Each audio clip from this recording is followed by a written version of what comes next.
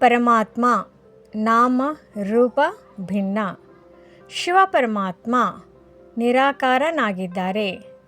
ಮನುಷ್ಯರು ನಾಮ ರೂಪದಿಂದ ಭಿನ್ನವೆಂದು ಹೇಳಿಬಿಡುತ್ತಾರೆ. ಆದರೆ ಯಾವುದೇ ವಸ್ತು ನಾಮ ರೂಪದಿಂದ ಭಿನ್ನವಾಗಿರುವುದಿಲ್ಲ. ಹೇ ಭಗವಂತ, ಪರಮಪಿತ ಎಂದು ಹೇಳುತ್ತಾರೆ ಅಲ್ಲವೇ?